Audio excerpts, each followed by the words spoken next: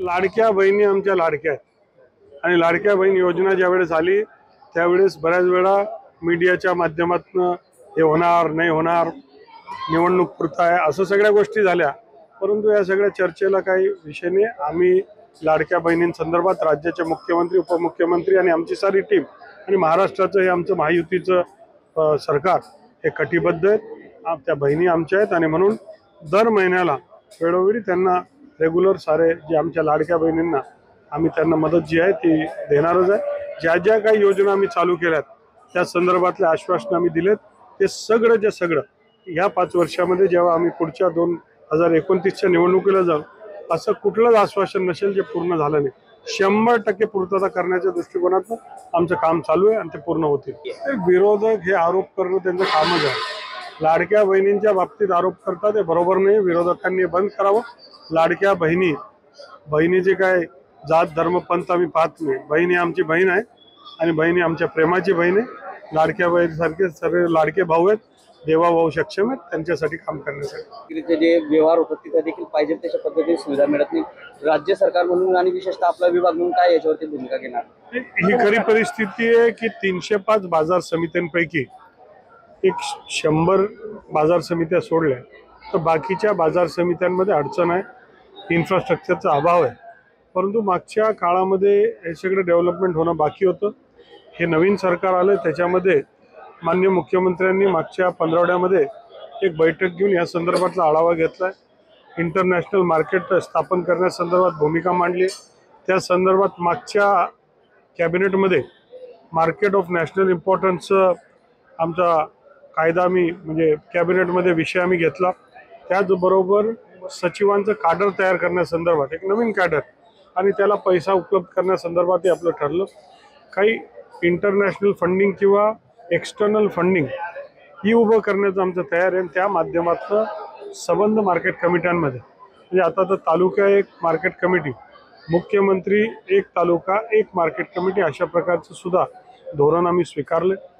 त्याच्या माध्यमातून काही अजून मार्केट कमिट्या तयार होणार आहे। कोकणामध्ये मासेमारीसाठी जर माशाचं पीक येईल त्याला मासे जे आहेत त्याच्यासाठी मार्केट कमिटी उपलब्ध म्हणजे मार्केट आणि त्याच्यामधल्या सुविधा, मग कोल्ड स्टोरेज असेल, -डिग्रीमधलं स्टोरेज असेल, या सगळ्या व्यवस्था आम्ही उभं करतोय।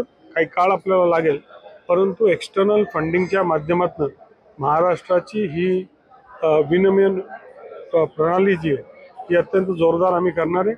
आज शेतामध्ये पिकवणं हे काय नवीन नाही, शेतकरी हा पिढी दर पिढी 100 वर्षांपासून पिकवणं आपण हे करू शकतो, पण पिकवल्यानंतर विकणं अत्यंत कठीण बाब आहे आणि त्या संदर्भातल्या अनेक उपाययोजना त्या आमच्या चालू आहेत। पुढच्या काही महिन्यात आपल्याला त्याचं फलित दिसेल। आता कांदा असेल, सगळ्याच गोष्टी खरं तर आपण अजून जागतिक यील्डच्या लेवलनी नाही आहे, अजून आपण कमीच आहेत, तरी देखील आपल्याकडे एक्सेस सप्लाय आणि मग असलेला जो पीक आहेत यांना स्टोरेज, सॉर्टिंग, पॅकिंग, ग्रेडिंग आणि मार्केटिंग या सगळ्या प्रणालीवर मोठ्या प्रमाणात काम चालू आहे।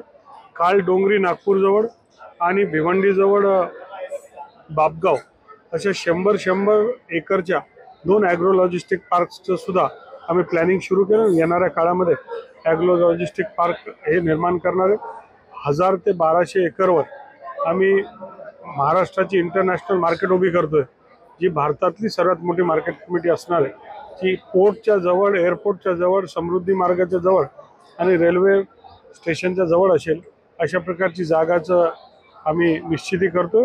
पण पुढच्या काळामध्ये पोस्ट हार्वेस्ट याला फार महत्त्व आहे, एकदा पिकवल्यानंतर विकणं याला फार महत्त्वाचं स्थान आहे आणि त्याच्यासाठी जरूर आमचा प्रयत्न। खाजगी बाजार समित्या स्थापन करण्याचा निर्णय घेतला, त्याच्यामध्ये चांगल्या वाईट दोघी झाल्या। त्या संदर्भातले काही नवीन नियम आमचे चालू आहेत। त्यांना वन टाईम लायसन आपण दिलं होतं, एकदा दिलं म्हणजे ह्यात लायसन आपण दिलं होतं, परंतु आपण आता रिन्युअलचं क्लॉज त्याच्यामध्ये टाकतोय की तुमच्याकडे बेसिक इन्फ्रास्ट्रक्चर असेल तर रिन्युअल ऑटोमॅटिक मिळेल आणि नसेल तर लायसन रद्द होईल। आणि मग त्या संदर्भात मोठ्या प्रकारचा निर्णय आम्ही घेतोय। काही ठिकाणी तर आमच्या पूर्वीच्या काळामध्ये एक जिल्ह्यामध्ये 8-8, 10-10 मार्केट, एक तालुक्यामध्ये 4-4 मार्केट असं सुद्धा झालं आहे, हे बरोबर नाही। त्याचं सुद्धा एक आम्ही आराखडा तयार करतोय। ही बैठक बुधवारी झाली आणि बुधवारी दांगट समिती जी आहे ती दांगट समितीचा आढावा मी घेतलाय 1 महिन्यामध्ये दांगट समितीचा अहवाल, दांगट साहेब जे होते ते या सगळ्यातले तज्ज्ञ आहेत, त्यांच्याबरोबर तज्ज्ञांची समिती आहे. त्या समिती गोयल साहेब सुद्धा त्याच्यामध्ये, अनेक पवार साहेब आहेत, अनेक रिटायर्ड अधिकारी आणि माहितीगार अधिकारी त्याच्यामध्ये, या सगळ्यांच्या माध्यमातून ह्या महिन्याच्या अखेरला त्याचा अहवाल येणार आहे. अहवालमधल्या बऱ्याच गोष्टी ज्या ज्या काही आवश्यक असतील त्या सगळ्या गोष्टी आम्ही अंमलबजावणी करणार आहे. आपल्याला आमूलाग्र बदल पुढच्या काळामध्ये विपणनच्या क्षेत्रामध्ये दिसणार. पावसाळा जो होता तो सुरू झाला, तो पूर्व अवकाळी पाऊस आला. शेतकऱ्यांना वाटलं पावसाळा सुरू झाला, नंतरच्या काळात पेरणी झाली आणि मध्यंतरी मोठा गॅप पडला. सुदैवाने 3-4 दिवसामध्ये थोडाफार झिमझिमता पाऊस झाला आहे. पाऊस हा पावसाळ्यासारखा म्हणजे मोठा नाही आहे, परंतु पिकांना काही काळ अजून दिलासा देणारा आहे. आणि म्हणून आजचा संकट टळलेलं आहे.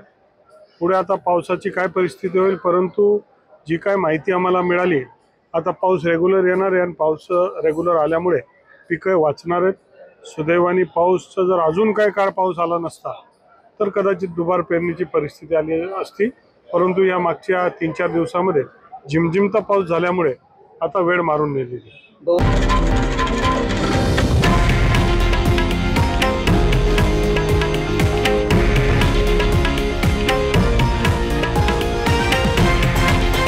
हे आहे देशातील नंबर 1 न्यूज नेटवर्क आणि आपण पाहत आहात TV9 मराठी, एकमेव.